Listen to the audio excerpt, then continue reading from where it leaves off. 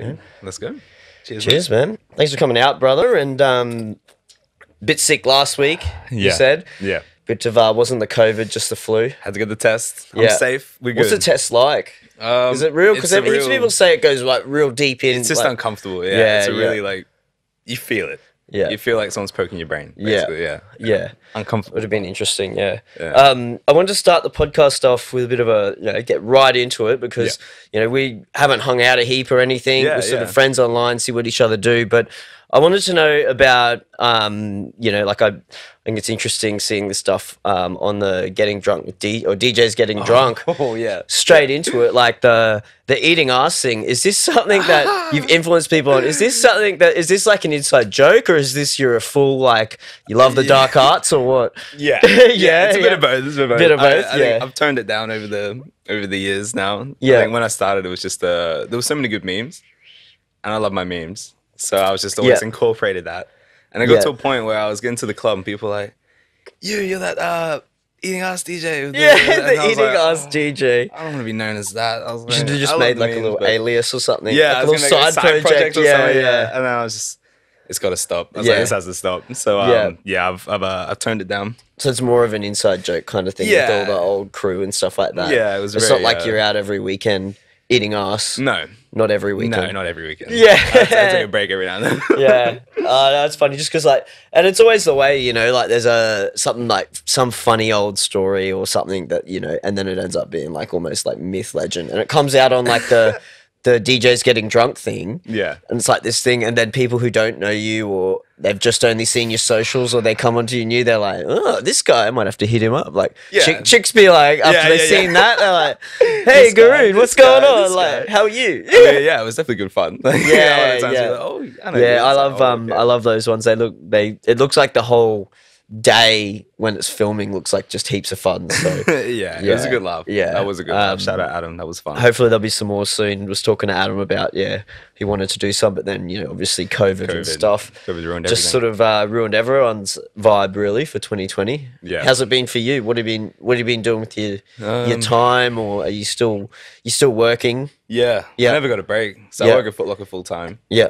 And, people still need shoes. They need shoes. Yeah. So even when the store did close for a bit. Yeah. But we had to go in every day, wrap orders, send it out. So I've had because we're doing online. Online orders. You already have online orders, probably. Yeah. But it was just slammed. So we lost like half our store to online. And then music wise, I wasn't feeling like bangers. Yeah.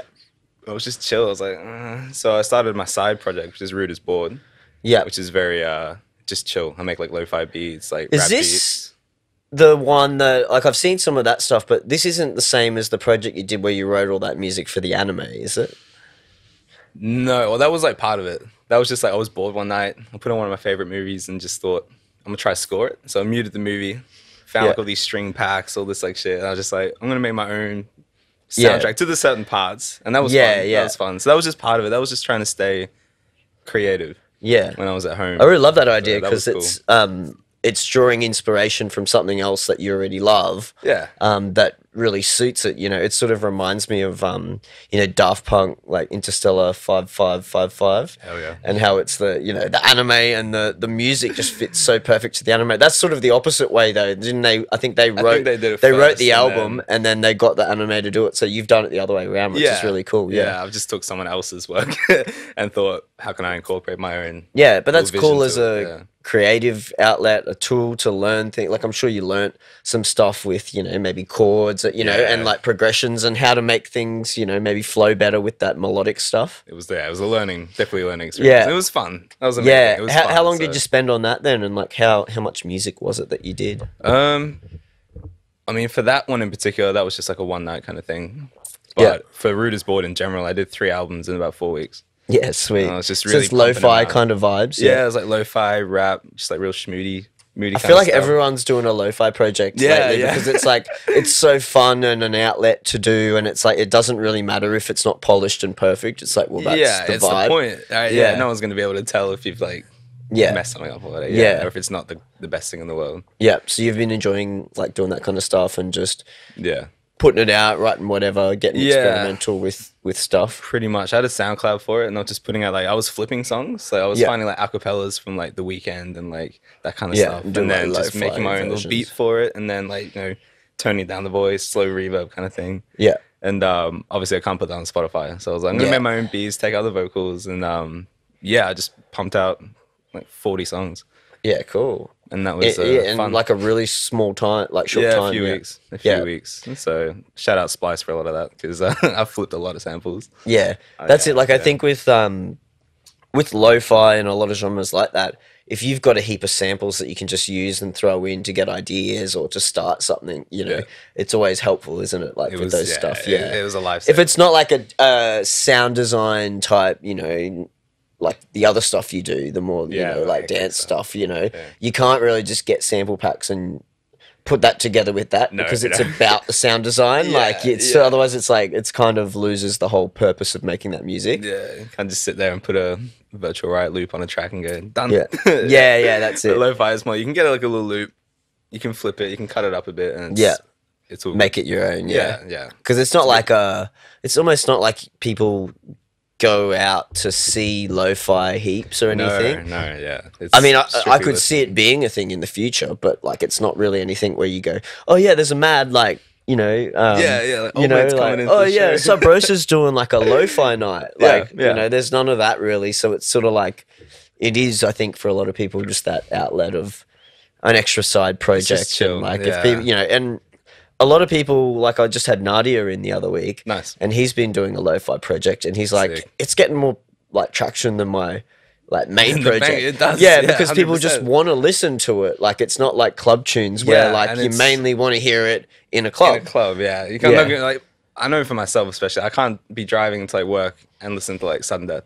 You know what I mean? But like if I am driving to work and I'm like chill, I'll put on some lo-fi. If I'm studying, like, a lot of people use lo-fi for studying. Like, I've heard that too. There's YouTube like playlists, and it's like lo-fi study music or whatever, and it's just like it's got like shitloads of plays and everything because people just put it on and it just plays in the background. It's like it's almost like easy listening, but a new modern kind of version of it, I guess. Yeah, it's super chill. Yeah, so that's fun. Yeah, and I like making that stuff. I still like my bangers. Yeah, of course. I'm pretty lazy with the bangers. Like, well, there's not a lot of inspiration to do it because, I mean, you're not really seeing lots of like footage online of people playing in clubs and events and all that, so you don't get that vibe. You're not going out to stuff or playing gigs, you don't get that vibe. It's like, I can't test these tracks out. What am I going to, you know? There's not really a lot of, inspiration or point. It's like, it's almost like, you're like, what's the point? You know, of doing it, like if no one's gonna kind of like that. If you can't experience it in that kind of environment, I think so. It's cool that you've, you know, a lot of people I think who are really committed and really do love just producing music, and they love the process and not just the kudos at the end, and that they actually love making music. A lot of those people have done like what you're doing and have like a little side project now of lo-fi or whatever. Like I was just listening to some of the old podcasts that I've done, because now it's like I've done enough and it's been long enough that I can't really remember what I spoke about with like someone. I'm like, oh, I know I've done a podcast. We did the podcast with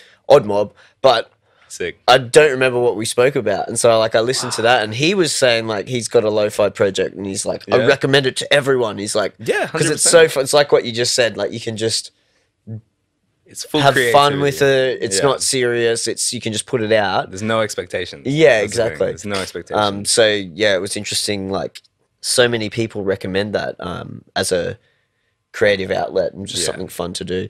And like we said, you learn stuff from doing other genres and that too. Just mess around, just play with it. Yeah, that would have been fun then for the. I love stuff that's like a concept for writing music. So like the thing you did with the anime and stuff, I think that's cool because it's a concept of like, I'm going to try and write to this. Like I've got an idea for an album eventually, like a concept album, which it'd just be called Colors. And it'd be like every track would just be a color. And the idea would be to write a track that makes you like feel that color. Yeah, like blue would be like, I don't know, something like that reminds you of the ocean or the sky or something, and you know, and then red would be more like fire, like you know, like sort of stuff. Okay. So like I love stuff like that where people take like an idea and concept and try and write music that fits that. So that when you like the name's Blue, and you close your eyes and you're like, oh yeah, I can see how this is Blue. I see that. Yeah. Yeah. So I love that stuff, and that's why I loved hearing about the thing you did with that, even if it's just a bit of fun or whatever. It's cool because it's going in with a purpose and you're doing it for like a reason. Yeah. It's really just fun. It's not like you're doing it to send it to them and go, hey, you should do a director's cut, you know? Do a director's cut with how many music. streams can I get on this lo-fi? How much money? It's like, I just want fun. Like, yeah. So that's really 100%. Cool, man, that you did that. And I remember listening to some of it. So different to what your main stuff you make. Yeah, very different worlds from the Garrood. Yeah, very like orchestral and sort of almost like classical and feelsy sort of stuff. Yeah, as opposed to the Garrood stuff, which is more bangers, dubstep kind of vibes. Yeah, I love my bass. I love my bass music. Yeah, that's it. What vibes? Like obviously at the moment you said you're not really inspired by to make that kind of stuff, but before COVID hit, like what kind of stuff were you making? Like, is dubsteppy? Or did you just say it's somewhere in that realm? I'd say dubstep. Yeah. There's a lot of like trap elements and it's easy to blend those few elements. Like hybrid trap was basically that was huge trap and dubs. You know what I mean? It was like a combination of the two. So those two genres work really well for stuff, and even gigs when you can play. You gotta play it out. Play a bit of both kind of stuff. That's my favorite. And so have you always been like that's always been since you started producing or DJing, and that was the music that you loved and that you got into? Well, because if we go like way back, like, I started DJing house parties when I was like 14, 13. Yeah. And back so then, what years is this? 20. How old am I now? 23. Some 9 years ago, 10 years ago. Would have been like 2011, 2012 kind of thing. Yeah. So I DJ house parties. So I get Dad to drive me there to this party with my little controller, little setup. What'd you have? I had a Pioneer Wego or something like that, or like a Hercules, just like something really tiny. Yeah. With virtual DJ on the screen or Serato. Dude, I can't remember. Virtual DJ is like everyone started. It went off. So many like you would be surprised how many people and like. Yeah, almost like everyone, because it was like you could just have the program. The program was free, and you could just muck around on a computer. You could mess with it, bro. Yeah, you didn't need a controller or anything. You could just like do it. Yeah. I think the funniest one I've heard though was Harry started on DVD players, like Odd Mob. Yeah. He started on DVD players. How? Well, he went to a guy who was throwing like events and stuff, and the guy showed him like what he does, and all he literally had was 2 DVD players, and so there's no mixer or anything. It was just play a song, play a song. Like just go between 2 different on DVD players. Yeah, just plug both of them plugged into the speakers, I think, and it was just so started on DVD players. Mad. I mean, if you can DJ on DVD players, you can do fucking anything. There was no mixing though. It was just like play a track. Yeah. That's genius. I've never heard anything like that. That's nuts. I know, yeah. Wow. Yeah, well, I just listened to that one again, and I was like, that's right. Like, he started on DVD players. Like, yeah, it's funny. Good job, mate. Yeah, some of that. So, yeah, I'd never heard that either. Yeah, holy shit. So, virtual DJ, like, so is that how you started that? Like, what got you into DJing then? I think you started doing the house parties, but how did that start? Like, what got you in? Because you had to get into it before. You don't just start it. Yeah. You don't just go, oh, yeah, can you play a house party? And like, I'll figure out how to DJ and play a house party. I think you could now, actually. Now probably, it'd be easy, anything. But I think back then I'd be in school and I'd see Skrillex when Scary Monsters Night Sprites came out. Oh my god, I watched like footage of his shows on YouTube because YouTube was like still pretty fresh. Like 2009, 2010. Yeah, and Tomorrowland, the festival. Yeah, because I used to love hardstyle and like electro house kind of thing. That was popping back then, and they still do. But yeah, I'd see Tomorrowland. I'd like take school off. I'd like fake sick to stay home and watch all the live streams of Tomorrowland on YouTube. Yeah. So I'd see all these DJs and these massive sets, and I'm just like, that's nuts, man. And with all the books and stuff. All the big Tomorrowland sets are just like, it was nuts. Next level. Hardwell and like, everything like that. I would just see that and be like, damn, this shit's huge. And obviously, all the hardstyle dudes. And DEF CON 1. Yeah. Bruh, I'd see all the lasers and everything. I'd be like, oh my God, this is nuts. So I was like, I want to do this shit. And then, I think that was the start. And then I got virtual DJ. And then before I even had my controller, I just mess around with mixing with my mouse. I just like speed up songs and like say, I'm DJing, I'm really good. Yeah. And I was like 12. It wasn't very good. They're probably still on YouTube somewhere. Don't look for them. Don't look for them. Was it under Garrood back then? Is that thing you named the whole time? Probably, I think Yeah, I think it just would have been like DJ Jack or some shit like that. DJ Jack. It's probably a million. You'll never find it now unless you know where it is. Don't look for it, please. What you do? So DJ Jack, that was Australia. AU. DJ Jack AU. Virtual DJ session. Yeah. So yeah, that was where it started. So I saw all these big sets on YouTube, and I was just like, I want to do that. That looks sick. That looks fun. And then I saw all these YouTube videos of people with their little Pioneer Wegos and DDJ SBs and that kind of thing. And I was all the beginning Pioneer controllers. Yeah. So I was working at like Red Rooster or something when I was like 12, and I was like, okay, or 13. I was like, I'm gonna get this. I'm gonna save up, and I bought it. I bought one of the little controllers, and then those house parties were loose, man. Like they'd always get shut down by the cops, or like I'd rock up and there'd be like a big brawl, and I'd be like, I'm going home, so just straight away. Yeah. And then sometimes it'd just be fun. Like I'd get there, get to play like all the like what was popping, like Avicii, R.I.P. Hardwell, just so I can't even think of many, but electro house, EDM stuff, really like, poppy stuff. Like if you like bought like Ministry of Sound, that was it, because that's what people wanted to hear. If I pulled up and started playing like Flustered or something, everyone would just be like, nah. It wasn't really big then. It was the next couple of years after that it started really popping, and then it was like people coming up going, "You got any Flustered?" Where's the trap? Where's the trap? And I'm like, oh shit, I got a trap. So yeah, it started very housey.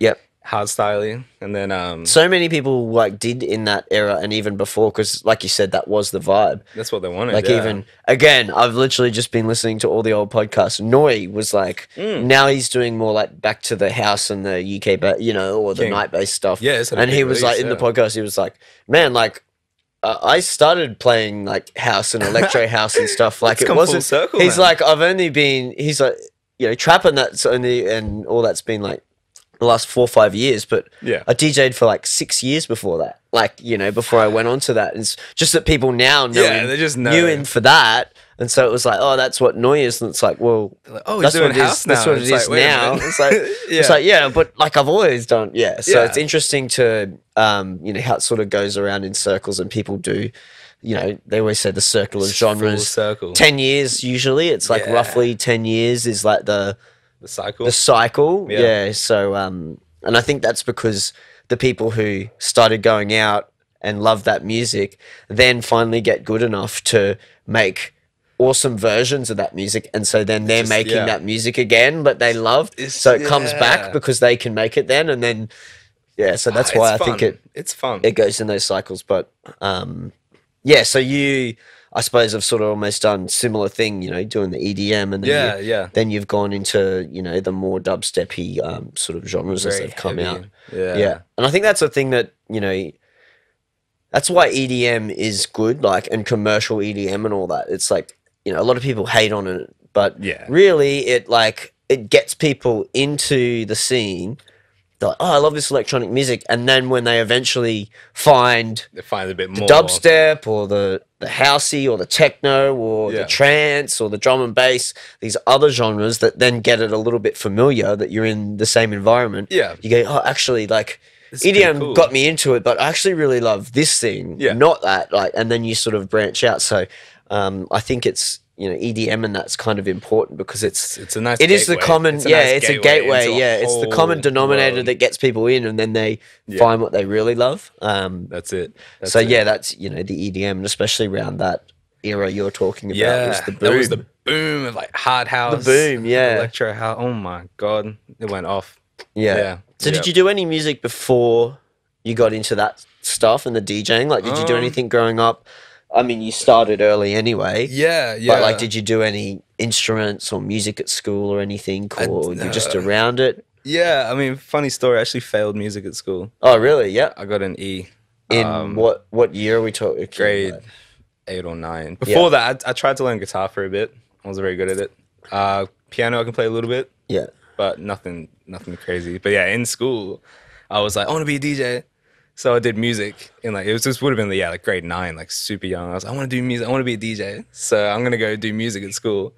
And then I got there and they were just, it was all like guitar based again. And I was like, theory and stuff. Not very good at it, eh? And then they wanted me to put a lot of work in to learn that stuff. Because it's actually like theory and stuff. It's like we're learning formulas or theories in physics and maths and stuff. You actually have to learn it. It's not actually, it's not something that's just like get in there and try and make some sounds.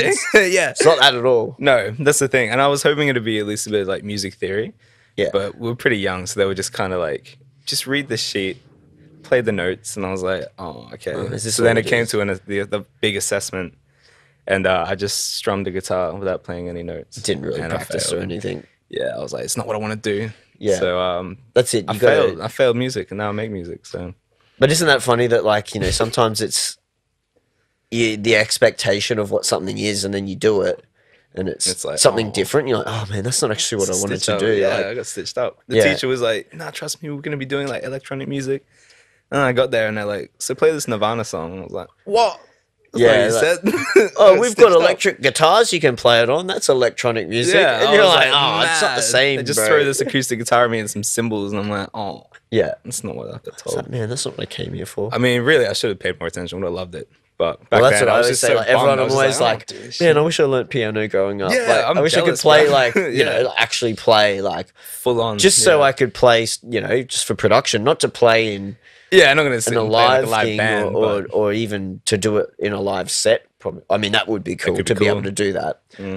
But just to be able to like do it in the studio, like, we've got like a massive, like 49 key or whatever, and it's like go there and it's like I don't need that. I was like, I just need a little 2-octave thing. Yeah, like, I'm not going more than 2 octaves. Like it's just a melody. Yeah, it's going to be in the 1 octave. It's but it'd be great to be able to. Have those skills, be able to flex it and just go, okay, I know this goes there, yeah, and just do it. It's pretty hard, like it's a long process. Yeah. So how do you write a lot of your stuff then? I suppose with like the genre that you're doing, the dubstep, it's probably a lot more sound design and resampling and stuff like that. You don't actually have to sit there and do actual like writing sort of stuff. Yeah, you just sort of work on. Is that how you do it? A lot of resampling and stuff? Is that what you use or what? Yeah. Yeah. So my main VST is Serum. And I like to make my own sounds on it. Yeah. Back in the day, I used to have all these presets, and I'd like get the preset, and I'd try and revert it back to the original and say, what did they do to get this sound? Then I'd basically backwards engineer it and be like, well, okay, so they turned that, they flicked that, all right. And then I'd mess with that. So I'd just get a bit more knowledge from that. I'd be like, okay, so this is what can make this sound happen. And it took me so long. Even now, I'm still like, if you ask me to make a sound on the spot, I'd be like, cool, I'll try. I'll try. I'm not a pro by any means, but I do. But I think that's also I think for sound designs, there is definite benefits to knowing what you're doing. Yeah, 100%. But sometimes there's benefits of it's almost like a stab in the dark. Like that what you're doing is a technique that will work, but you're also doing a bit of random, like, changing, like, if you're using FM from A to B, like instead of doing just a 7 semitones or whatever, you experiment and do 9 semitones. 12. Or 12, like it's, that, 7's going to sound good because it's a fifth or a fourth or a third or whatever it is. Yeah. But then, you can experiment with, depending on your wavetable and your... Yeah, the wavetable has been a big one. That only just change a different wavetable. Wavetables. There's so many wavetables, like... And even with Serum, like, the really cool thing is you can put, like... And I've done this before, you can put pictures into Serum wavetables. Oh, shit, yeah. And it's like... You can find, like, the exact little, like... It's just nuts, yeah. There's so much you can literally, like, take a picture of yourself, put it in the wavetable... And you'll find a sound from it. And then sculpt it from there, like maybe use that as the FM modulator, or go the other way and use, a sine wave to modulate it as for FM. You know what I mean? Like you can just experiment. But that's why you don't need to necessarily be like, you need to know what you're doing. You need to know the overarching principle. It's like they say, you need to know the rules so you know how to break them. Yeah. But I think that's so fun about sound design, and something that you don't necessarily get a lot of in like the genres I make, like the housey, tech house kind of stuff. It's all pretty sine saws. It's not, you're not really trying to make, it works. Because it's not really about the sound design. It's about the other, like the groove and that kind of stuff. And the melody and the writing and stuff. So, but so you'll do like, will you do a lot of that where you'll do a sound and you'll play some stuff or whatever, and bounce it out to audio and then the put audio, it back in resend and was my process favorite. it again and like, you know, do some stuff and or stretch the audio and stuff. So you do lots of that. That's big in that genre, you know, in those kind of genres, isn't it? Because you get some really whack sounds and obviously like that you can't really just create from a synth. Like you have to you need that extra little just, you know, put it on beat and like, you know, beat you know, for the warping and then stretch it and stretch then it all out, and then cut it up into bits. And then, and really put play some with other, it. maybe put some Distort it, put an erosion on, like just go ham on the post processing. Bit of our chorus, of course. Yeah, just mess around. That's the thing. Like, I love literally any song I put out has been from sounds where I've just opened Serum and just gone, all right, I'm gonna fuck around and I'll just mess around and here we are. So that's it. You just get better at the process and knowing what you like the sound of and what things work for you. I can get this from this, and then I'll save it, and then I'll go back to that patch that I saved for another song and be like, all right, I'm gonna mix this up a bit and then just change things, a bunch of things. I've it's got like a you similar make your sound, own, but you make your own presets, pretty much, Like I've got I've got to get them back. I think I gave them to Art Supplies, Jordan. Sick. When we were like collabing on stuff, just so we could use it on his system. Nice. And then my like Mac like died and I lost everything off it, all the hard drive. So I was like, fuck, man, I've lost all my presets that I made, you know, because it's like, why would I use someone else's like, you know, sub if I've made my own sub that has like little subtle movements and things, you know, like subtle things where you're used to it, you know how and it's like you can just go to, you know, that you just chuck it in, you know what it's going to sound like and what you need to do or what you can do with it. And so I like lost all them and now I'm like out. Oh, Jordan, like, do you still have those presets I gave you? Because I need them back. Can I have my presets back? Yeah. Please. So, I love doing that. And, like, even, like, you know, the beauty of that is you can go in and do, if you're not feeling inspired to actually write a tune or make a tune, you can just go in and do some sound design and make some presets or make some patches or some samples. And it keeps it going a bit. I get it's like something folders. else you can do. I get a folder, I just put like the date. And then I'll just go in and just record all these whack sounds and then I'll chop it up and be like, all right, I'll keep these in here. And then maybe one day I can like, if I need a fill sound or if I need like something, I can just go, okay, I'll pull one of these out. I can just maybe put some post-processing on it and it fits, done. Yeah, that's it. So it's it saves time. Yeah, that's it. And separating it can be good too because it's hard to come up with the sounds and stuff and sound design and write at the same time. Yeah. Whereas if you've got different one or the other, like it's, you know, I'm just going in to make sounds. Or you can, I'm just going in to write. So I'll get it close and then it might be like, oh, actually another session will come back and you've written something and you're like, oh, some of those bass sounds are good, but now I'm just going to sit here and like post-process and, you know, like it's good play with like them more, little processes. Sessions. Yeah, I really love that, splitting it up. Otherwise, like, you get stuck EQing something for 2 hours and you're like, oh, I was meant to be writing like an actual, like, you know, track. Like, I was meant to be working on not, you know, a bar of sound. I was meant to be working on like the build up and the drop and then the, like, you know, the bridge or whatever. I was meant to actually arrange shit today. It's so easy to get caught up. Especially with the amount of just shit you have to do. It's good. And then you get and then you sort of get stuck. Like it's like, oh, it's been 3 hours and I've still got the same 4 bars. Sick. And like it doesn't. And sometimes you'll listen to it and you go, oh man, it doesn't sound that good. And then you're like, go back to what you had originally and it sounds better. Like you've actually made it worse. It's like, oh God, what you're like, oh, so I've just spent 4 hours sitting here doing this. When I haven't written anything extra and I've made it worse. I've got an issue where I overproduce. Like I'll have it really good and I'll be like, it's not professional enough, it's not good enough, and then I'll just keep working and it takes so long, and then like I'll send a few whips out to friends and then eventually it just gets to like, there's too much going on, man. I'm like, fuck. It's like, what, you're going to EQ it again for the 9th time? You're adding another synth. You're going to put it, You're putting more effects in? Mate, there's already like 3 hi-hats. Why are you putting another saturator on it? Like, why are you distorting it again? It's already really distorted. Too much. I'm like, it's not enough. It's not good enough. That's the thing I've been trying to do lately is just pull it back. Just simplify things. Less is more kind of thing, and try and work with what I've got instead of just keep adding. It's like if you know the old saying, like you can't polish a turd. Like if you make it good from the original source sound, whether it's a sample or a synth Yeah, it's going to be good. You don't need to do. And a great example of that is like drums. Yeah.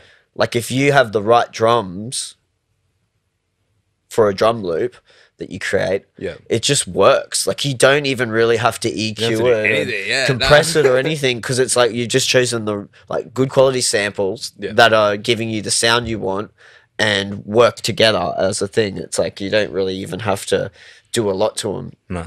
But like that's half of the battle, is knowing what those like, good sounds are. Is it good? Is it not? I don't know. And then you can send it to people and they're like, yeah, man, sick. And you're like, cool. And then you send it to someone else and they're like, nah, man. And you're like, oh. No, it's bad. Damn. It's bad. No, you need to change it. Like, yeah, I'm going to go back. Damn. It's like, it's bad. It's like, yeah, it might sound kind of good, but it's bad. It's not good enough. It's not good enough. Do it again. And that's the thing with samples like that, with drums, for example, like unless you're making your own drums, it's like, it's just get another sample. Like, just swap it out. There's a million samples out there. Bruh, there's a million.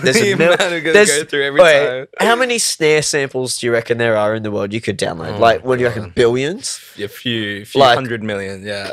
It's nuts. There'd be so many, and it's like, well, yeah, just instead of sitting there and processing it, just get a good one. And that's sort of what you're talking about. Swap it out, but more for the sounds that you're using and stuff, like whether you're making them or whatever. It's like, don't sit there and like, just because like mine, like Mac and stuff, it's like you can just keep dragging and dropping another plugin, and you're I'm like, just sitting there tapping that down arrow, just and just going through. I'm like, all right. And then you've got like all these plugins, and you're like, man, I've like EQ'd it like 4 times, because you like EQ it and then you'll add like a saturator, add something else, and then something else that's adding extra frequencies, and then you want to take them away, and then you're doing it like multiple times, and you're like, what am I doing? Like I've done the same thing like 4 times on one like channel strip, and it's like, it's a bit of an overkill, but it's like at the time you're like, oh, I just want it to sound a bit more like this, so you chuck it on, and then you're like, and then it gets too far, and you're like, now you like too much, pull back, I was like, where did I change this? Now I gotta go back. Oh, fuck, which channel is it on?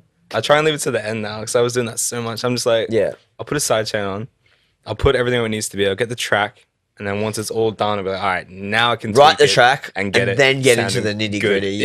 Unless you just get, like we said, you get stuck. Yeah, that's what I mean. I'm trying not to, because it happens so much. I was like, fuck, I can't keep doing that. So, and it's about finding how it works for you, like the workflow. Like some people can mix while they're writing really well. Wizards out there, bro. Yeah, I got a lot of mates who are just so good. And and it's just like they're not even actually thinking about the mixing while they do it. Like it's just like they're still thinking about the writing, but they're like at the same time they're dragging in an EQ and cutting and doing this, but they're not actually thinking about that. They're like talking about they're just like cutting and doing all the EQing, almost not looking, and like talking to you going, do you reckon we should add another layer on the top? And they just it's just second nature. Right? Yeah, like, I don't know how you can do that. I'm so jealous. Yeah, that's I guess it's kind of like DJing though, you know, like when you first start DJing and stuff, it's like you're really careful and making sure and concentrating on every little thing you're doing. And like now, a friend had an after party here, and I got up and played for a bit, and they were just like, "Oh man, just so like awesome watching you," just because it's like you're not even really concentrating on anything. You're just kind of doing it. It's like you just get up there and you're just like, I need to do this. Like you don't even have to look at the knobs or anything. You can be like scrolling through a track and like you know getting all the EQ stuff, you know, like right for the, and so it's like it's so second nature that it's just like you just do it. You just you can do it with your eyes closed. Yeah. Have you seen Galleon? He's been on the podcast. He's blind since birth. True. So he actually, and he DJs like on City Joes and that. And so what a king! Hell yeah, bro. Can't see anything. So he literally does it with his eyes closed. I think it would be really cool just to do like a. Not so much a DJ comp, but a little feature night where you have like heaps of really experienced DJs, but you got to do it blindfolded. Ooh, okay. You know, you prepare like, you know, and so you got to just kind of like wing it. You got to feel where it all is, and you got to know where the track is, and just like, you know, trial it and listen to it first and go, oh, it's that track, and then that's pretty genius. That'd be really fun. Hey, like it'd be just fun to do. That'd be a laugh, bro. That'd be so much because fun. It'll really just be something that's a novelty for us who can see, because it's like it's a challenge and stuff. But like you see Galleon play, and like he's like on like what a on king, point, bro. like that's awesome. like no mistakes. And then he even got on the I saw him do a set here, and there's the DJs. You know, the Pioneer thing with the pads on it, like the looping. You can do stuff. like, yeah, you can make loops, you can drum and that. And so he just like wanders his hands over there and starts adding little percussion fills and stuff in. Yeah, bro. like just literally like, and I was just like, oh man. That's incredible. I'm just bro. gonna give up now. Like, yeah, I was like, hey, Mitch, save some for the rest of us, bro. Like, you can't be that good, man. Like, you know, bro, that's awesome. But yeah, man. so like, you know, you see that, and that's that same thing of like, you know, it's almost like second nature where it's like you don't really have to think about it. Like, I totally think that if I had my songs all planned and stuff, I could totally do a blindfolded set. I think if I had a little practice, if you had like the cue set, and you like, knew where your songs were in the, you know, I think you could. You could plan it out a bit, I guess. Yeah, but it'd be more fun to wing it. That'd be so much fun. Yeah, just on a USB. Don't organize your USB or anything. Just pull a waste, pull an Aaron. Just don't organize your playlist at all. Yeah, just pull an Aaron, bro. Yeah, just throw it all in. Say, sweet, here we go. Yeah, that's love you, man. That's it. But so you started doing the house parties. You're 14. Yeah. So how long before you maybe got like a gig at a venue or something? How old were you, and sort of how did you progress from the house party stuff? Yeah, I remember I was 17. I think I was still in school, and there was like a shoe store opening in one of the Westfields or something, and they needed like a DJ for rap, and I was like, cool, I can make like, because I was making like mixes on SoundCloud all the time. Yeah. Every year I did like a winter mix where I just did like all rap beats and like some moody stuff. Yeah, and, cool. Yeah, someone heard that and they're like, oh, this guy, like, you know, I think I might have applied for it. I can't remember. Yeah. But I was DJing that. And one of the chicks who worked in the center was a promoter for Boundary Hotel. Yeah. Sundays at the Boundary. Yeah. Sundays, yeah. And I was still 17. And then she was like, yeah, I know these guys, they're looking for like DJs. And yeah, they can, I'll get them to hit you up. And I was like, oh, cool. Like, that sounds sick. So one of the guys from there, Johnny Drama, who was like one of the main dudes. Yeah. He was like, Johnny, my king. I love that dude. He thanks dad. He's my rave dad. Rave dad, yeah. He got me into it, man. So he got me into Boundary when I was like young. It was like, you're coming in to have a look around, you know, check it out. Yeah. And you can have a set. And I was like, yo, sweet. You can have a set, you're like, oh yeah. I was like, man, I'm there. So I'd rock up to Boundary. I can't remember. I think I had to wait till I was 18, obviously, because as soon as I turned 18, I rocked up my first weekend with my little controller, because they only have big CDJs, and me looking at CDJs for the first time in real life. That's always it, eh? What is this? So I was like, nah. I remember going to like JB Hi-Fi, and they always had CDJs set up, so I'd just take my USBs and like try and like practice. But I was like, this is not good enough. So I'd rock up to Sundays at the Boundary, because I wanted to play in the attic there. Yeah. So that was always my big goal, was I want to play in the trap room. The trap room, sorry, is what it's called at Boundary. And but they put me on the main stage and was like, all right, play like a real funky set.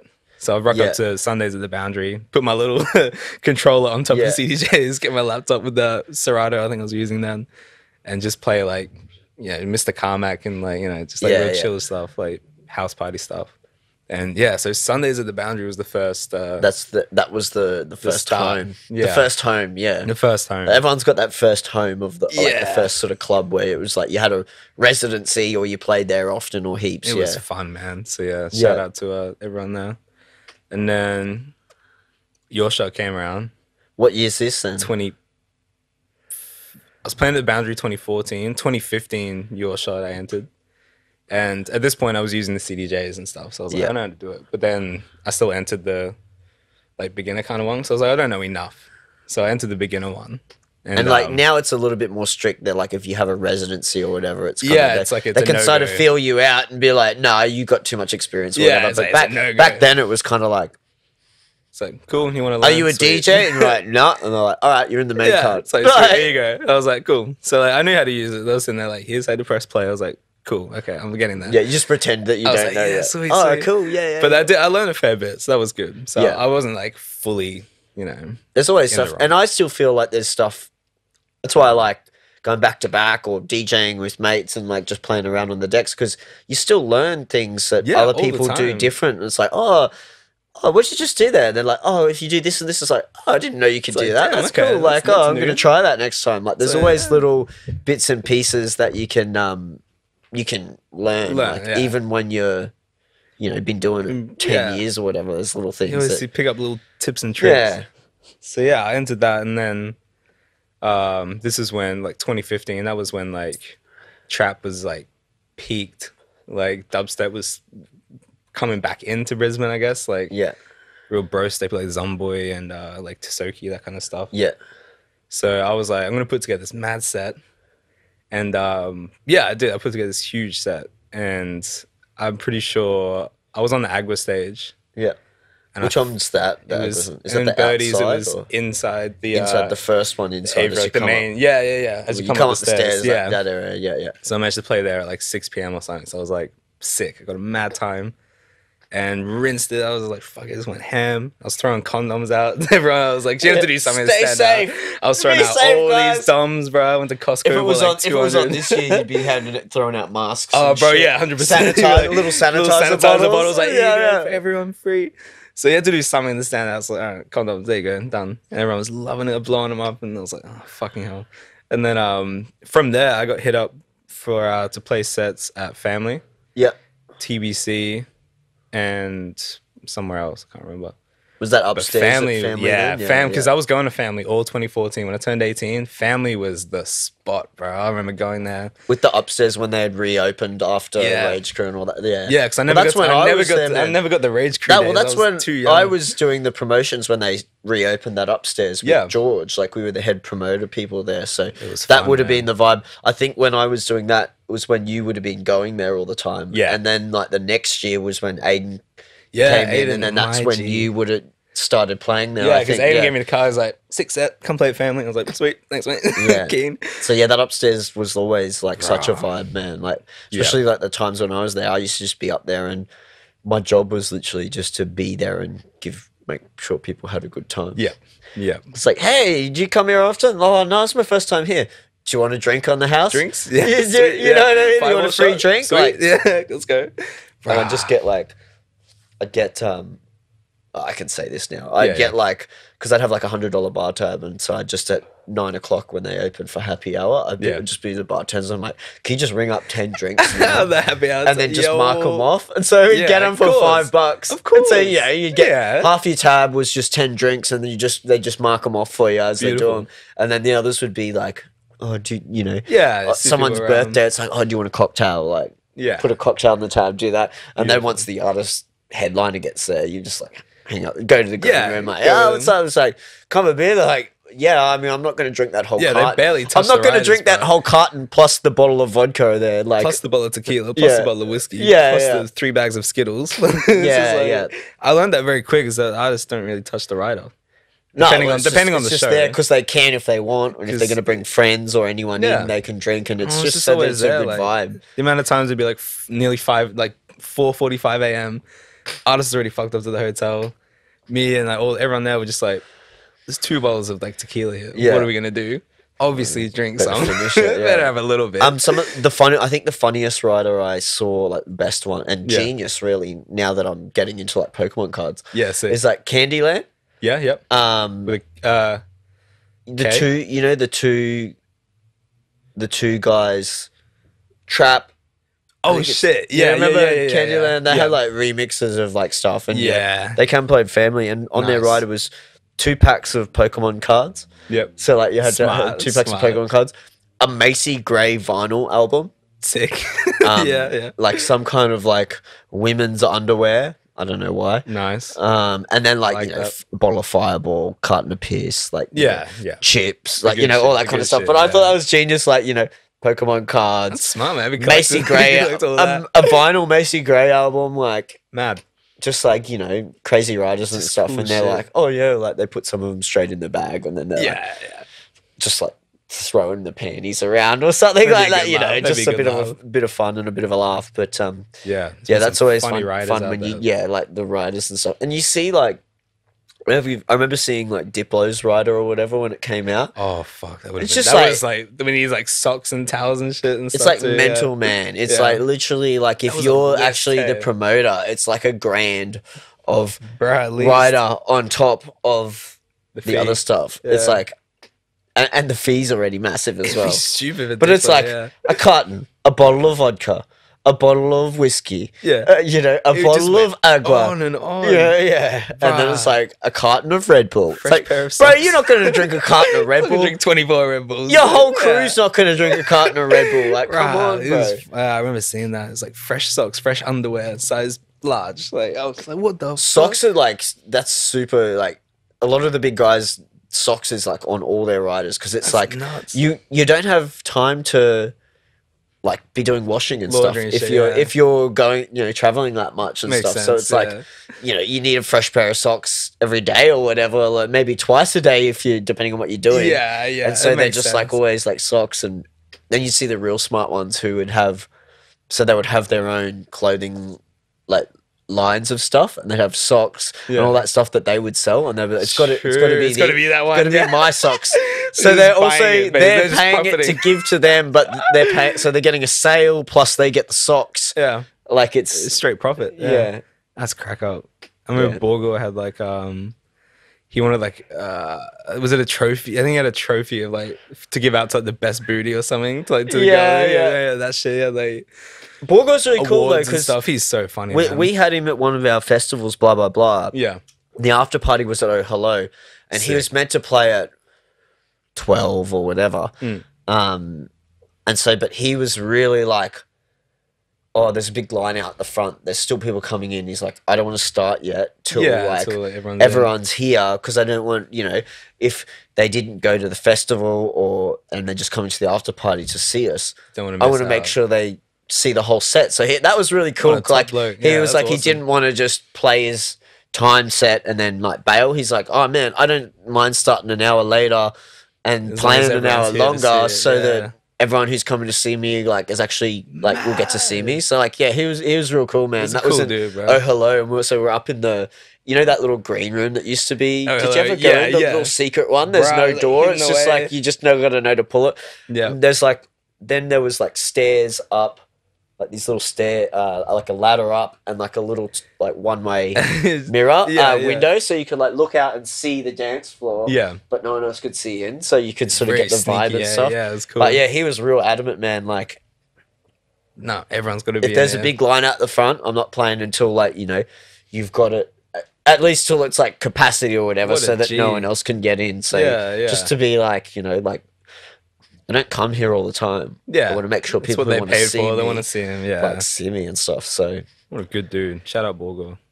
He's Yeah, an for OG. sure. OG, that guy. has there been any artists that you've really loved that have come through that maybe you've either met or you've loved their sets or anything like that? Because Man, heaps. so many, too many. Heaps. Yeah, I think back, I'm like, Borgo was definitely one. He was a mad. I remember I got to open him on the main stage for family, and I was like, this is peak, bro. This is living. that would have been good. I got yeah. to chill up in the green room. He was cool.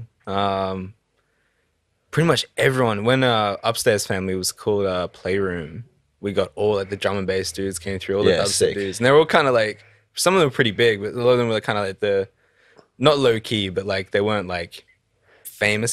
So they were still like, they were still really Mid-tier. cool. So they're like, they come, Mid-tier, yeah. So they're real they'd appreciative. rock They're up, like, at the yeah, I get start. to go up to Brisbane and Yeah, play. get to play to Sick. Australia, Like, I'm so mad. keen. Like, And yeah. the shows would sell the fuck out too, and it'd Yeah. be huge. And then they rock up like 9, 10 o'clock, and they'd be like, "Let's get drunk, let's get lit." And Yeah, then you 'cause rock it's the up whole and- night. It's not like they're just like, Yeah, they're Yeah, not just they're there just for the excited. hour, and they don't just They're rock up in the keen, Uber yeah. and dip. They're like, "This is sick. I'm in Australia." So a lot of those dudes were Yeah. so much fun, man. We just we could kick on, and like I go Yeah. to work. I could kick on till like 7 or 8. Go to work at 9 and be like, "I'm not good. Yeah. I'm not doing very well." You can do that when you're young. bro. I think about doing that now, and I'm like, I need to be in bed, bro. Like I can't do that anymore. Backing it up like that, I can't do. Like, I can Yeah. still do those massive I nights. still stay up, but I can't go to work the next day. Yeah, bro. and I can do way. those massive nights, but I got to like pick them. It's like back in the day, I feel like I could do it Every 2-3 nights a week. weekend, Yeah, You know what I mean? Like I Can. could do You 2-3 be nights out a week. Thursday to Sunday and be like, all good. Yeah. Go out Friday, like get home at 8 in the morning, sleep till midday, 1 o'clock, get up, start getting Straight on the into piss Uber, again, that's it, like, yeah. like go out again that night, you know, and then like have another sleeper the next morning, Yeah. go to a Sunday session the other, you know, Wow, like you could straight do up. that You back could do then. all that, and it was like all Yeah. good. I think about that now, and it hurts me. I get a little bit of a, You got to pick a your shiver battles. at the time. You got to like, pick yeah. your battles, man. Like If it's something big coming up, I'm like, okay, I'm gonna prepare myself. Yeah, like last weekend I just happened to, and I hadn't done it in ages. Massive kick on, like Sick. Friday night. Yeah. We started early at like 8 at a venue, and then went to Sub Rosa, which had like all the guys playing their original. It was all original night, so like it was just the whole night was just local guys playing all originals. That's sick. Yeah. So I heard that, and then went to an after party and like kicked on there too. I think I fell asleep like it was nighttime on Saturday. Bruh. So you know what I mean, like one of those, like the proper night. So probably fell asleep at like 9-10 o'clock on Saturday night, and then like woke up like 3 a.m. like on Sunday morning. Yeah, like in this random house, like we kick on some like worse. Yeah, it's like 3 a.m. Everyone's gone. I'm on the couch. I'm like, man, I'm gonna go home. Yeah, like, you know, just straight get on the call an phone. Uber. Look at the 2% battery. Go Uber, please. Call an Uber and then just bail home and sleep. Like, and then just Sundays just. It's just gone. Because it used to be like you could do that and it'd be like you'd get up around lunch or just after lunch. Yeah. You'd be like, oh, get man, up at 11, 12 and be like, I feel good. Like, you know, KFC. you could go have a beer. You could go do something or whatever. But that whole day was just me like getting up, getting water or food, laying down, watching something, falling asleep for an hour, 2 hours, waking up. I need more water. You know, doing the same thing. I go, I'm going to have a shower. I feel like shit. And then, you know, and literally it's just, you wake up, you do something to make you, that you know you need to do to feel better, and then you go back to sleep. And then you wake up again. So easy. I used to look at people like that and go, hangovers, grow up, like as if. Yeah, now I'm 23. And you're like, when you grow up, you do get. Oh my god, I'm 23, and I woke up from a soju. 23 still. Yeah, I know. That's still a spring chicken, mate. So I feel so bad. Last week I had a big soju night. I love my soju, and the hangovers for them shits are deadly, bro. 'Cause it's very sugary too, so you get a bit of a crash. And oh my god, I just remember waking up at like 11 and just going, nope, roll back over. Woke up at like 2, and I was like, KFC. Managed to get out my car, go get some KFC, go back home, put some Netflix on. Couldn't get up. I was just watching shit, falling back asleep. Had a bath later that night, and I was just like, this ain't it. I've wasted my day off. I get 2 days off work now, and I've wasted one of them doing. And that's nothing. what I think a lot of people have like sort of said from COVID and that now that there's no club weekend things to do, it's like a lot of people actually sort of now have like flipped, and it's like they used to get, you know, go out Friday night or whatever, and people are like, oh man, I actually like waking up on Saturday morning and feeling fresh. And it's like, because then a whole new world. Then you're like, because then you're like, oh, I've got a whole weekend. I've got 2 days, 2 full to days. Do whatever I want. Whereas before it'd be like, you know, you'd wake up at midday and you'd be a bit seedy, and then you spend the next 2-3 hours just doing nothing. Group chat, like, what are we eating, boys? And like hanging around, and it's like, so then half your day's gone, and then all of a sudden you're trying to figure out what you're doing that night. Where are we going? What are we doing? And then it's same thing on Sunday's gone, you know. But whereas now people are sort of like, oh, I can actually like do other stuff. Things. People do stuff on weekends. What? Yeah. I think that was one of the only positives from a very negative COVID situation is I lost a lot of weight because I wasn't drinking, and I wasn't having HSPs every second night. I wasn't drinking. I was going out for walks every night, even though I was like still at work the next day. I go for walks every day.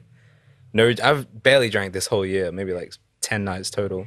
Yeah. And I feel way better, mate. I'm thinking about it now. I'm just like, people are like, let's go out, let's get lit. And I'm kind of like, Even if I got nothing on the next day, I'm still kind of like, nah. Like, I'll have a bit. Maybe I'll come have a beer, but... Just got to do it every now and again. Every now and then. If it's something big on or it's a birthday or if I'm just really feeling it. Sometimes you just get That's those what days I do these days. Like, you know, you've got to pick your battles because it's like... Yeah. I remember when I was... And even to the point where, like, when I was actually, like, a resident DJing. Yeah. It was like I had to stop, man, because I work full time during the week. So the only time I get to work on music properly is weekends. Yeah. And so it's like pissed or hungover, you go, like, you play a gig Friday night and you're out late. And it's not even, I don't think, the alcohol. I think it's the tired, like not getting sleep being and exhausted and being up late and then listening to loud music. And it's like then Saturday rolls around and you're like we said, you wake up at midday and then you spend an hour or two just sort of sorting yourself out. And then you're like, it's the afternoon. You're like, oh, I didn't even feel like listening to loud music. Yeah. Like, I'm tired. I've listened to loud music all last night. Like, I don't actually want to work on music. And it's sort of, I didn't have that time to do it. So I was like, there was a time where I sort of had to step away from just playing gigs all the time to be like, well, production's the next step. Yeah. That's what I need to. I know that's the next step. Sometimes, yeah. I need that time to work on stuff. So, and even now, like, you know, I've got all this podcast and other stuff and writing music and running the studio. It's like, I don't want to play every week at a venue, you know, like maybe every second week, once a month, every 3 weeks. But keep it special and you're ready for it kind of thing. And something you can promo because, you know, as you get older, as you know, like your friends don't come out as much. No way. When you first start, everyone comes out because that's just what they're doing anyway. They're like, but they're going to be going out. They're going to be going out anyway. So they're like, why won't they come to see you? But now it's like, you know, it's like, oh, I got work in the morning. Oh, it's like the opposite. It's like, dude, I haven't seen you in like 3 months. Like, come out for a drink. Like, yeah, I'm playing, but just come out for a drink and like, anyway. Come chill, so I can see you and like, you know, vibe. It's like, oh, maybe. We'll see. I'll let you know in a bit. It's like, you're not coming out. That's fine. That's why I think it's better, like, you know, to do like once a month. Special sets. You can be like, get it ready. You can promo it for ages and people can look forward to it and stuff like that, as opposed to just every week. What do you wear? I'm playing and like, you always play. It's like, you play there every but still. You play there every week, bro. It's like, still you haven't seen us. There. Yeah, but I'll see you next week if I want to come out. Like, and then they just don't come out. It's like, I haven't seen you in 6 months. Yeah. Sad. But that's okay. That's fine. So, you're at, I know you work at, is it Foot Locker? Yeah. You're at? Good fun. Yeah. You've been there for a while? 5 years. You're the what do they say, the athlete's choice or something? Is athlete's foot. Dudes. What's the I don't know. There's something to Foot Locker. There's some like we sell a lot of TNs. We're very Eshe, very Eshe central. yeah. We love it. We love it though. I got a few TNs myself. Yeah, good shoe. Yeah. You're a bit of a shoe.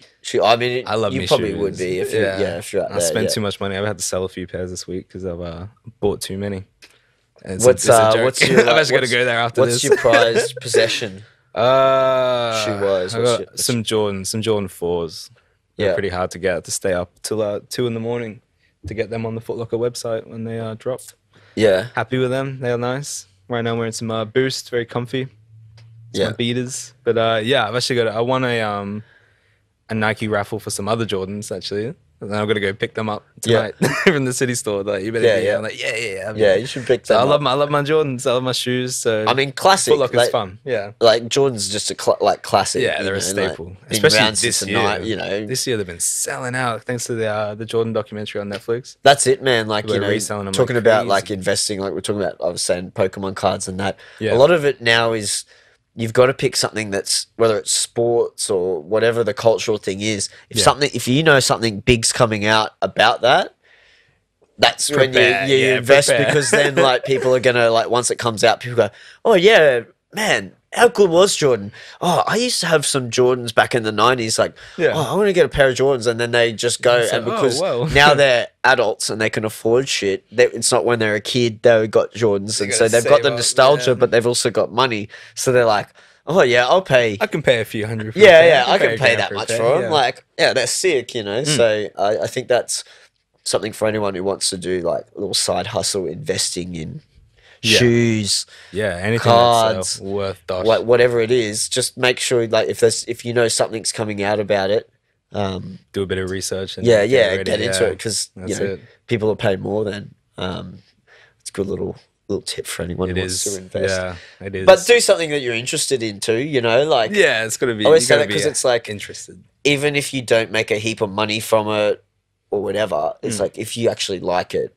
You're still going to enjoy doing it, doing the research and getting into it and enjoying what it is. That's me with anime figures, actually. Anime figures. I buy a lot of figures about my ladies. I've actually seen, like, what do you got? Like, a lot of, have you got a heap of pop stuff? Like I got some pops too, yeah. Some pops I've seen there, a big what's your favorite animes and stuff then? Oh, mate.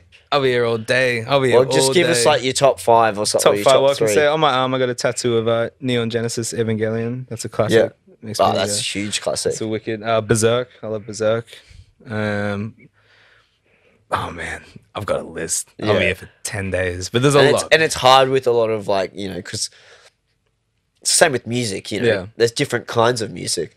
Yeah, it's like with anime, there's different kinds of anime. So millions. it's like I could be some are talking about real fun Masopi kiddie stuff. ones. Some are like real, like, you know, like techie, you know, like futuristic. Like there's different vibes of it and stuff. Really so cool shit. Yeah, it can be quite diverse and stuff like that, which is it's fun, interesting. But it's fun. Yeah, just all the animes, and some of the stories in the animes are just so intricate, like the storylines and everything. Like I'm not a huge anime person, like a few like sort of common ones and stuff like Full Metal Alchemist. Sick, you know what I mean? But like that's one of those ones where it's like the last few episodes have to do with the first episode kind of thing. And that's what I love about anime. It's like they write it as a full thing. It's almost like they know what the end thing's going to be. Yeah, it's nuts. So that they can write it as this whole thing. And that's why a lot of them are like, it's not seasons, it's like 50 episodes. It's just a full on, 52 episodes, I think Full Metal Alchemist is. And it's like, that's the show. Like, and it's solid. It's not 2 seasons or 3 seasons. It's like, it's just one story. It's the series. It's the show. Like, it is what it is. But even, you know, that and like, you know, even like Avatar and all that kind of stuff. Like, you absolute know, like, classic, mate. Yeah. I really hope they don't fuck up because they're doing a live action. I saw the series the version. guys walked away. It's with the original creators of the original cartoon. But they walked away. I'm like, recently. What's happened? They put a big thing out saying they've had creative differences. That's what I thought. Netflix are going to keep going, but we're removing our names from it. So that's what it turns out good. But that means that sort of, to me, that says sort of, it's a bit of a red flag. It sounds that it's not going to come out good because like they know what it was about. It's their show. Yeah, that's what I mean. If you're not living up to their standards, it's like oh no. So they put out a big and like thing the movie and stuff was garbage. Yeah. I recently just watched like all the the live action. No, the cartoon movie, the cartoon and stuff like the anime like from the start. Like just watched it through, like because it's great because it's like you can just it's one of those. The thing I love about the first one is that it's very much a kid fun. Happy, like chilled, sort of. Even though it's got its moments and stuff, still got some themes, but it's it's like good for everyone. You can just sort of watch it. It's almost like a kids show that's like happy. It's like pretty like, you know, it's nice to watch. A nice story. Whereas I sort of found like the ones with like Legend of Korra and that kind of stuff was a little bit more like grown up, sort of serious, and it was a little bit sort of lost that silly appeal a little bit darker, but still good. But I know what you mean. I love some easy watching anime. But I mean, what can you how many things are there where the original isn't the best? Like the original is always going to be better. It's always going to be the It's very rare when like it does happen, like some shows, animes, TV shows, or whatever. But sequel's better than the original. Usually the original is like the best. That's a general rule, I think. Yeah, I'm trying to think off the top of my head, like what sequels were better than the OG? Because there's heaps out Terminator 2, maybe? Terminator 2 was probably better than Terminator 1. I don't know. I think it's more iconic. Yeah. But Predator, yeah. I can't remember. Shit, I don't know. They're out there. If anyone knows of any, let us know. Let us know. Comment, please. Because there are some out there, but it's top of my head. I don't know. It's very rare. It's usually the OG version's better. Yeah, 100%. Yeah. So let's talk about a bit of production and stuff. Like techniques. This is the gimme your gold section. Like, is there any techniques, plugins, sample packs, things you've been doing, workflows that you love that you think you've been loving that you have, like, or you can share with us? Splice, yeah. The OG. Like, everyone has to have Splice by now. Yeah. The best thing to do is search deep. Don't just look at the top 10 packs because you're going to have the same shit as everyone else. There's some really solid stuff in there. But just I almost search find it's just almost a bit hard because there's so much. There's so much. There's a ridiculous amount. Yeah. I find it good for inspiration and just having a search for random things. Yeah. But if you want something specific, super hard. It's tricky. It's like, because I don't find the search function that great in terms of how it goes with relevance. Like if you put in lo-fi drums, it'll just give you all the drums. It'll give you the pack, but it'll give you all the drums, and so they won't necessarily be lo-fi. Yeah. But because drums is in there, it'll come up with all drums, that. Yeah. And it's just like hundreds of pages of thousands of samples, and it's like, well, I only want lo-fi drums. Like, why are you giving me? Why am I getting like all these other ones? Yeah, yeah. I know what you mean. I know what you mean. So yeah, it's like, it's almost. I love that there's so much. But I think they just need to work on their search algorithm a bit to sort of make it a bit more relevant for what you're looking for. Just because there is so much. It's a fucking shitload. There's a shitload. I like to use the you can search for like certain keys, certain BPMs. Yeah, certain like instruments, so that it's getting there, but if it's they tag too much. If as long as they tag it right, but the problem is people tag it with other stuff just because they want it to come up, it to pop up. Yeah, it's a pain in the ass. So as long as they've done it right, it's all good. But a lot of people don't. Everyone doing sample packs, tag your shit right, tag it properly, tag please. it properly. Far out, make it easier for us. Thank you. So Splice is fun. You said you love Serum. I do love Serum, and obviously we talked about the resampling stuff that you do. Yeah, I tried using what was it called? There's one that Virtual Riot kept using. Yeah. I can't remember, but it was super tricky. I wasn't very good at it. But a lot of people have been killing that. Yeah. I forgot what it's called. Top of my head, I don't know. But it was what is it, a synth or a Yeah. patch or what? Yeah. Nah, it's a synth. I can't remember. Yeah. But just mess around. Look at what Virtual Riot does. Use his plugins, because that dude's off his head. He's always got some crazy new stuff. Yeah. It'll pop up at some point. I'll get back to that. You'll remember it, yeah. But well, I gotta go for a piss, so let's take a break. Yeah. Maybe you'll remember it and we'll come back. That's smart. I'll have a think. Right. So we're back. I want to know about the name Garrood. Like, yes. Where does that come from? It's my last name. Oh, it is? Very creative, yeah. So it's just basically, it is your last name. It is, yeah. Because I was thinking for a second, I was like, just while we were having a break, I was thinking about like, because it's interesting people and their names and how they get it, and Garrood is a bit of a unique name. Different, it's not, But I was thinking, I was like, it's actually like backwards, because a lot of people do backwards names, like and stuff like that. So like backwards, it was like do-rag. Yeah. So, do-rag, so I was thinking, maybe that's something to do with it. I mean, that was a thought too. I was like, just tell people that from now on. Yeah, just do-rag backwards. Do-rag. Yeah, but so it's just your last name. Where does that come from? Like, what's your background and like Garrood? I'm from England. Yeah. I moved here when I was like 7. I don't know if it's English. No, but my parents English, grandparents are like Italian-ish.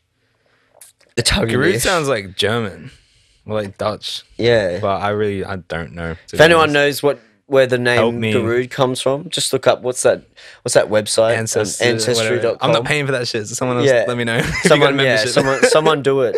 I don't want to pay for that. Because I mean, Garrood's not a real common name or anything, is it? No. Do you know any other Garroods in Brisbane? Nah. No. Sometimes I go on Facebook and like Google. I remember one time I was lit at Stockies and I started a group chat with everyone called Jack Garrood. And I'm still friends with a few of them on Facebook. They like added me. And How many are there? Not many. Yeah, not too many. Under 50. Yeah. Under 50 that I could find. There's probably more now. And less of them are even like actually cool too. Yeah, they were like old dudes and stuff. I was like, maybe not. But yeah, I still see on my Facebook feed sometimes I'll scroll and I'll see Jack Garrood posted a status and I'm like, that's not me. Yeah. Oh shit, that's from that one time. Yeah. At Stockies. Yeah, thanks. So, yeah, that's it, man. Super rare, I guess. I was thinking so hard about like names, and I used to just say DJ Jack Garrood. So I was super lazy. And then I was like, I got to take out the DJ and I got to take out my full name. I'm not Calvin Harris. So Garrood it is. And I'm stuck with it, I guess. It's good that it's unique though. Yeah. And it is personal to you. Yeah. That's always nice when a name is personal to you and unique still. But not something you've just randomly made up. It's actually got some attachment to you, and if it's your last name, like my surname is King Koi. Sick. So Boy King Koi is like easy because it rhymes on that. So, I mean, Jai King Koi is probably even cooler than Boy King Koi. Pretty sick, yeah. But so many people think that like King Koi is like a alias name, and I've just got my personal account as King Koi as my last name as an alias. And it's like, no, that's like my actual name. It's like, yeah, that's actually like, here's my ID if you want to look at it. Yeah, P that shit.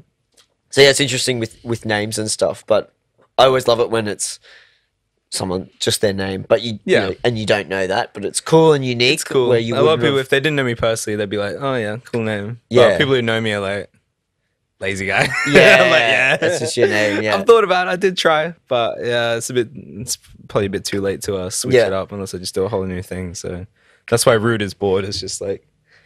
I just took just ROOD.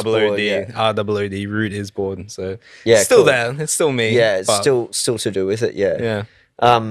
So like, if we're talking about production and stuff, we've talked about you do like the dubstep sort of stuff's your main, or dubstep, trap, whatever, bass music. Yeah, bass shit. Yeah. And then you've got the lo-fi project, and you've done sort of that fun anime thing. But what did you start producing when you first started like making music? What were you making? Was it more of the EDM stuff that we were talking about earlier, or was it actually you started on dubstep, or what? It was I remember in school I had FL Studio. Yeah. Just like I feel like everyone started on FL like back in the day, and maybe they played with it and had a bit of fun, and then it's an easy interface to use. Yeah. So I started. I was in school. I would have been grade 9 or 10 when I was trying to do music then. And I just I'd make rap beats, like really shitty rap beats. I'm sure there's still some on my MacBook somewhere. And but from like music, I would make hardstyle. I'd go on YouTube and find like hardstyle MIDIs that people already pre-made, and I'd like import them into FL, put my own little synth on it. So hardstyle was like the start. Yeah. I used to love my hardstyle. Do you want to actually close that door? I was just thinking, just give that a little, just shut her up. I think Paul's turning up. Shout out to Paul Doyle. Yo. Running frequencies. Oh, that's all good. We good? Good stuff. Gucci. What? Really? What up? Yeah. What's going on? Are you doing something? Yeah, we're just having a podcast. Oh, okay. We'll be done in half a. We'll be done in half a. That's cool. I'm doing something downstairs. Beauty. Cool. That's Johnny, by the way. Shout out. Johnny owns the studio with us. Yeah. King. Shout out. Yeah. So hardstyle. Hardstyle. A lot of hardstyle and electro house Melbourne bands. I find the midis on YouTube. I'd rack them, just steal the little import. So that's how you started. Just make my own little beat to that MIDI melody, I guess. Yeah. That's how you sort of started, like with stuff. And I suppose that's cool because then when you see the MIDI, you understand how to write it a bit more, because you see it's like reverse engineer. It's like sound design. Yeah. You get the patch and you reverse engineer it to figure out what this does and what that does. I'm just looking at all these patterns. I was like, I don't know how they got that, but it sounds really cool. I'm like, sick. So I'd mess around and like, obviously throw a synth on it and make my own kicks. I download like kick samples, like really yeah, hard style ones. Yeah, that's fine. I had no idea what keys and shit were then, but I was just like, this sounds sick. This sounds good with it. Cool, done. Yeah. Just use your ears. Yeah. You don't need to know the key if it sounds good. Yeah. If it sounds good. But you need to know if it sounds good or not. I probably thought it sounded good, but I heard it now and be like, ooh. That's like some people like who, maybe their ears aren't trained as well, or they're newer in doing music, and it's like, they're like, oh, it sounds good. And you're like, nah, bro. That's not in tune. Like, what do you mean? It's like, no, man. Nah. Yeah. It gets like that sometimes. You do, and it's hard working with artists who like singing as well, if they're new. Yeah, because you'll be like, oh, trying to stay in key. It's like, yeah, do you want to just do it again? And they're like, oh, I thought it was. I thought that last one was like it. And it's like, oh yeah, let's just do another one though. Just one more. Just do one more. It's like there's no harm in doing extra ones. Like we'll do it. We can double it. We can use it as extra, like doubles and stuff. Yeah. Maybe just go a bit higher this time, or maybe go a bit lower this time. Yeah, we'll do. We even did one with someone recently, and we didn't realize till afterwards. But when they were singing the second chorus, they actually like went up a tone. Like they changed the key they were singing it. How? True. But we didn't realize at the time. Yeah. And then like later when we listened to it, we're like, that second chorus is like a bit different. Upper key. Okay. Like it's up a tone. We're like, oh. Wish we realised that at the time. Yeah, could have gone back and done that. Yeah, change the beat. That's move everything up. Pitch everything else up. But the rest of the track was down a tone, so it wasn't like I suppose you could write a key change in there, but we weren't producing. We were just recording and mixing. We weren't producing it for them, so it's like.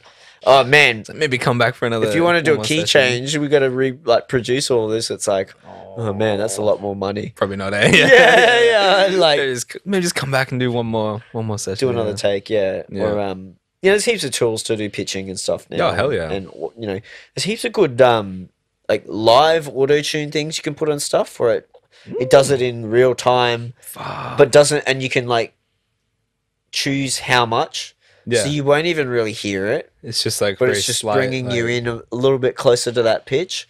That's right. I was messing around with a few of those vocal plugins. They're sick. There's some really, really good ones. Yeah. Yeah. As opposed to ones where it's like full auto tune, where it like you know, like, you can tell like Travis Scott T-Pain. Yeah. That's like an effect. Like you can do that with a lot of plugins, but that's like a specific sound and effect you're going for. Yeah. If you want it to sound like a real person, well. You just You need can't very do minor. that. You just need very minor. Yeah. Yeah, just little bits in there. Yeah. Yep. So what's the goal for the whole project? Like, what's the ideal thing? Is like obviously you love just writing music in general, like we talked about the process and just enjoy getting in there and creating and having fun with it. But is there like a goal like you'd love to maybe like tour or something or write for other artists or what's the ideal life for Garrood? A lot. There's a lot I want to do. yeah. I want to my main goal at the moment is to move to Japan with work, hopefully. Yeah. And DJ there. I just want to play there, tour around. Yeah. I mean, obviously, I've been to LA quite a lot of times. Thanks to my mate Rod. Shout out Volt, my G. And I wanted to move there for so long. I was like, LA is a spot. Like everyone's here. Yeah. And part of me still does, but America's pretty scary. Especially now, it's just a scary place. So I think I'm going to put that on hold for a bit. Well, if you're going to Japan, man, you should talk to Graveyards, Gravy. Because like he's talked about moving there so much. Like he was going to move there and stuff because he's got heaps of mates and he's lived there for a while. And every time I've seen him go over there, he always hooks up a gig somewhere. So yeah, that's it. I had some. I was meant to go this year. I had some shit lined up, and then. So that was the goal. So I've got friends there. I've got stuff, but yeah, that's where I want to be.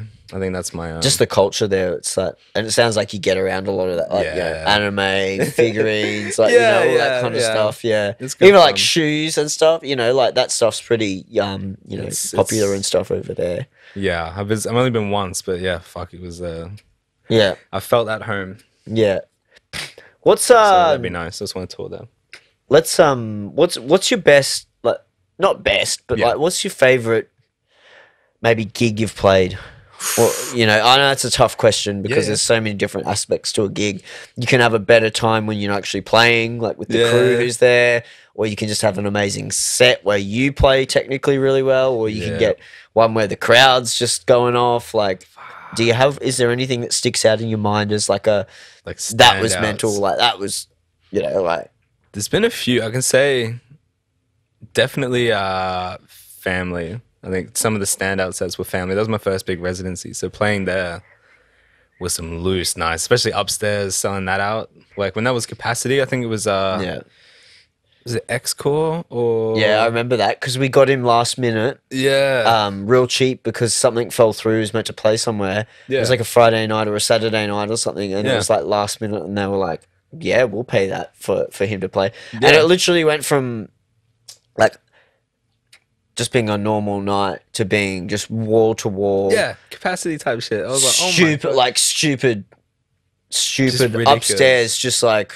Yeah, you couldn't move up there, bro. It was like people, like the seating on the side and stuff. Yeah. It's packed when like there's only standing room on the seats. Stand on the seats. Yeah, because there's not enough room to sit because your legs hang over the side and people are right there. So you've got to stand like... Yeah, you got to stand behind them. So that was nuts. I think I played... It was either before or after, but either way, that was just nuts. I remember that was a mental night. That was huge. Excision at Family. I remember he played on the main stage and everyone was like... There were people jumping... from the second floor down to the main floor. That was I remember hearing about that. That was so unreal. But for my sets,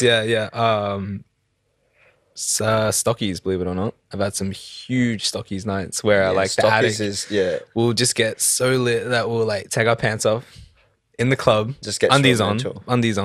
Yeah. And just get off the chops. Everyone there is just going absolutely nuts, wall to wall sweat. We'll play like a closed set, like 12 till. It depends if it's quiet. Like normally it's like 12 till 1 or 2. Right, there's been some nights we'll play like 12 till 3. They'll just say keep it open, and everyone's just going crazy the whole time.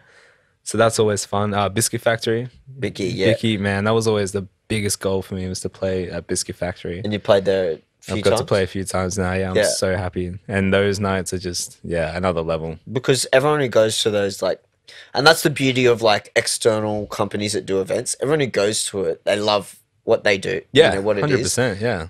Whatever that company does, like Bicky Factory, they put on a specific sound, vibe, event, and the people who go to it love it. They're not just it's not like they're just frequent party goers or punters of that venue. Yeah. You know, it's a specific thing. Event. Yeah. It's a specific thing. Like, you know, you go to some venues and it's like, well, there'll be a range of different things that will come through that venue, and you can be someone who loves that. But if you're following a specific external thing, it's always going to be that one thing. So they're like, it's diehard fans kind of thing. Yeah. It's a vibe. Yeah. Bicky goes off. Absolutely. Incredible team. Tuck Shop as well. Let me give a shout out to Tuck Shop. Nathan Edwards, my G. He's flown me up there to play in Mackay a few times. Yeah. Man, those sets as well. Those dudes up there go crazy. The crowds are just like, it's almost like a regional biscuit factory. Yeah, 100%. You know what I mean? Like, because it's so rare as well up there. Like, the bass music isn't very big. And when they get the shows there, it just packs out. Everyone goes like, yes, we get a show, let's go. Because you don't get it all the time. Yeah, they go all out, man. Like, everyone's there from the start of the night, like 9 p.m. or 10 or whatever it is. It's full. Like, everyone's there for the start of the night because they're there for because it's almost like it forces you to do what we're talking about, picking your battles. It's like, well, I'm just going to go to the big ones because they're going to be like fun. And they're going to go off. Something different, you know, like here it's sort of like we're spoilt for choice. Oh, we really get big artists through and stuff like that. Whereas in the regional places, it's like, it's very rare that you get someone who's a international or something 100%. Like that to come through and even like the big locals that go up there and they're still there. Like, they don't care who's playing. They're just like, we know this event's good. We've been before. We know what's going to be played. Yeah, let's go crazy. Yeah, sick. And then especially when they do get the headlines in, it's like, all right. And that's always great when you can create that vibe within something where it's like, it doesn't actually matter who's playing. They trust the vibe and the people that are there that you're going to put on a good show. It's like, it doesn't matter who's actually playing if you know them or not. It's like, well, I know the vibe and the events they put on. Like, I'm just going to go. I trust them. I know it's going to be I know they wouldn't have put on a shit person, you know, for their event. So I think that's really cool. And that's what, you know, you've got to build that reputation as an event company within the industry. It's like, I always say, like, your first event, you probably got to lose money. Yeah. Or break even, maybe. Yeah. Because you got to think of it as promo.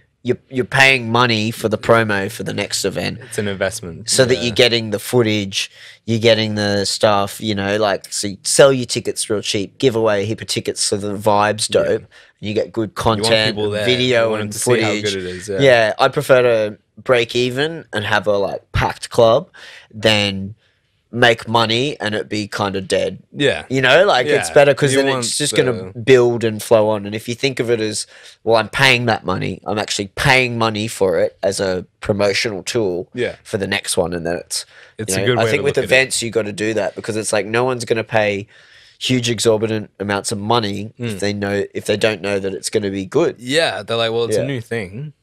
What if I pay like $40 and it's shit? Yeah. And it's shit and there's 10 people there. Yeah.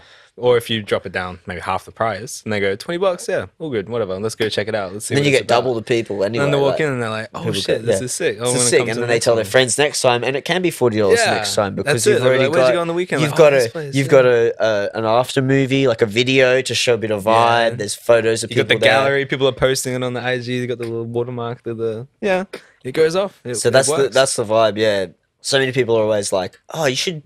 Like family and stuff, they're like, "Oh, you used to do events and stuff. You should just like throw events again and stuff. Like, surely you make heaps of money." It's like, oh yeah, man. Oh, bro, like, I don't know. It's like, well, you could make heaps of money, but you're probably going to lose heaps of money too. You know, there's going to be those events where it's just a gamble, where just people don't understand the budgets you put on the line. You know, like Bicky Factory and that. Yeah, I imagine they'd be spending like 20,000-30,000 on a show. you know, booking the artists, the venues, the writers, the promo, the marketing, the artwork.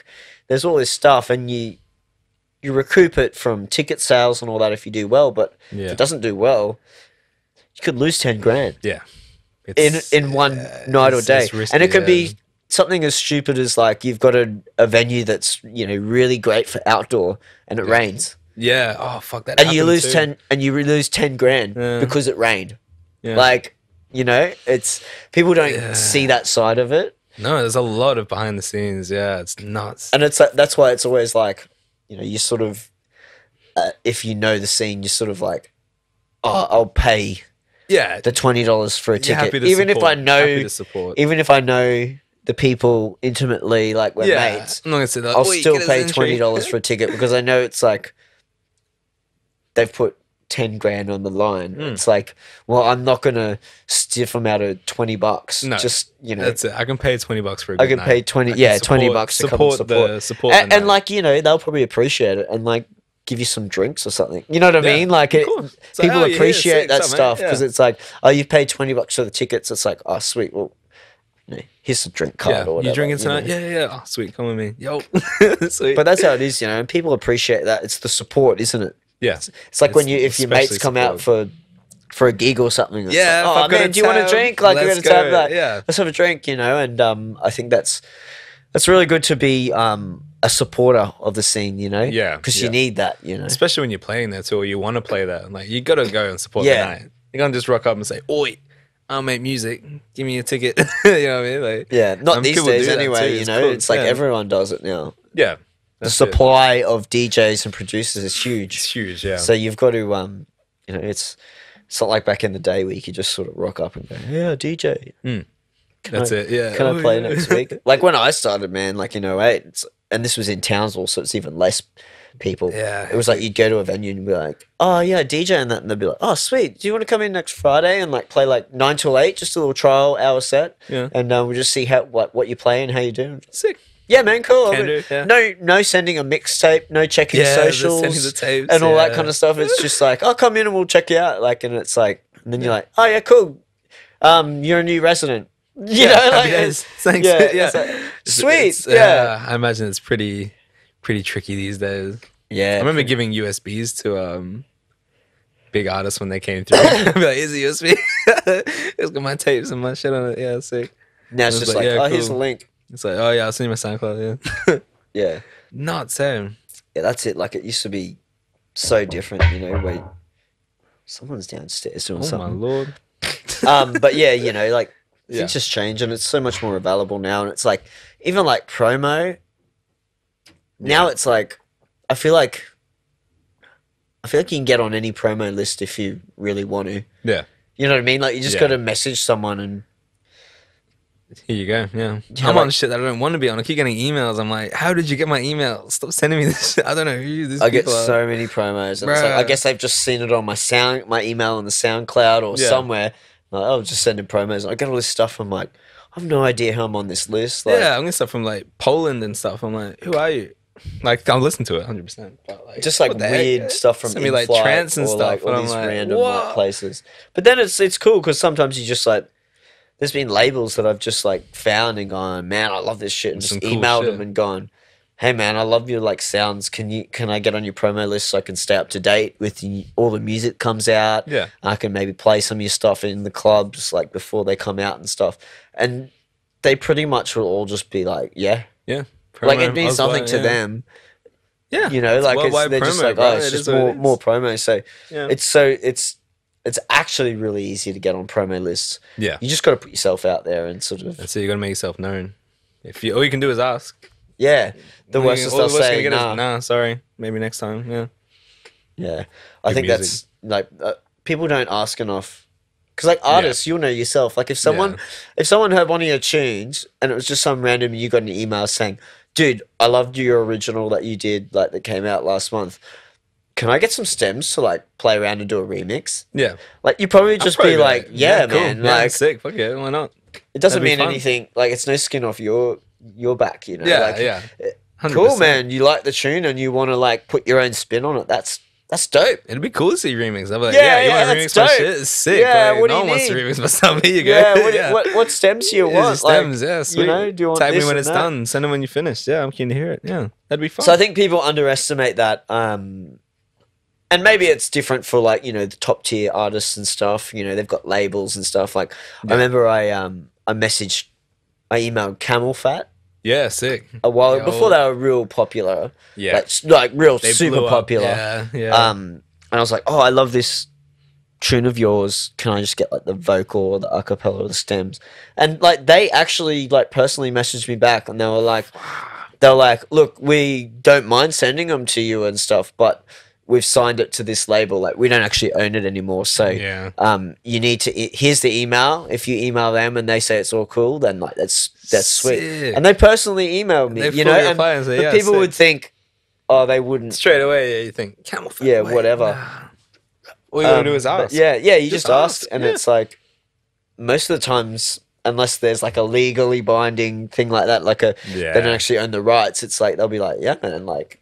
Sure, go for it. Go nuts. Like you can't put it out unless I say. Yeah, so it's like you're not going to make just money. want to mess around with it. You're not going to make money, but maybe a few DJs will play your remix, and then people will find out about us. And it's all promotion. A win-win. It's a win-win always. Yeah, someone comes up, what track's this? Go, oh, it's my remix of these guys, and I'm like, oh shit, that's sick. Yeah, I'm gonna look. But yeah, I think that's big. Have you done a lot of collaboration or working with other people in the past, or? Yeah, a fair bit. I've got a track with Volt in the States, Kill, that just slapped 100K on Spotify. I was pretty happy with that. Yeah, sick. Thanks, mate. That's we got some tracks with Nick Sweeney, Yas. Yeah. King, we got a banger. We got an absolute tune. Yeah, so that's not out yet, or it's not out. It's not out yet. We still got to finish that off, I think. Have you got a preview like that we can listen to here after? Yeah, I can show you. Yeah. I'm pretty sure. Yeah, I should have on my phone. Yeah, because I always love to like fire the speakers up afterwards and like listen to some, you know what I mean, like some tunes in fucking studio. Of course, and have a listen. Mad setup. We're gonna make the most of it. But yeah, cool. So a bit of collaboration and stuff. Yes, and what kind of vibes are those collaborations? Like, man, is it still what you do? The banging, very like, bassy, sort of very bassy dubsteppy bass sort of music, and even like a bit of future bass. I've heard some of your stuff. Yeah, you've got dabbled some more, sort of some a bit lighter, more melodic, a bit lighter, chordy sort of, like super saws and shit like that. Like some trappier styles, but there's some good shit. Just around get some, all that vibe, yeah. For the side stuff, I want to get like vocalists eventually. Just make some like chill beats. I want to make like songs, like proper songs. Like I like making beats, but I want people to use them. A song you can like just listen to, like. Not so much a song that would be played on the radio, but a song that has a bit of a structure, like a song. Yeah, like with an actual, like, intro, it's got choruses, chorus, verse one, verse two. It's got actual like sections to it. Like it's got verses, it's got choruses. Because I've got them. I've just got shitloads sitting there, and I'm like, well, I don't know. What do? Do I just put it out, or do I hit people up? I don't know. So one day, I'll make the most of them. Just put them all in a big folder on Dropbox. Yeah. And then you just send them to people who need music to license for YouTube. True. Yeah. Podcasts. And you go, you can use any of these tunes for this amount of money for whatever your project is.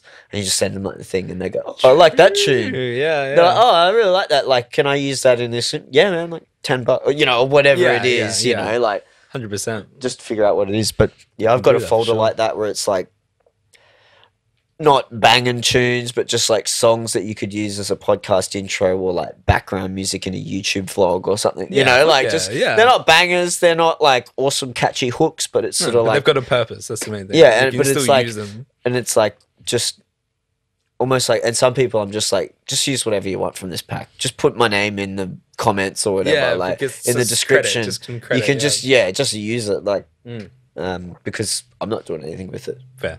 It's just sitting there. Like, I'm never going to do anything with it. You may as well use it, kind of thing. Yeah, it's good. No, and I think no point wasting it. I think if you can get enough of a reputation for people to do that, is that you could totally make good money out of That's another thing. It's another investment. If you want to if someone says I need a beat and you know them and they're like up and coming and they're pretty good, it's like, well, use this.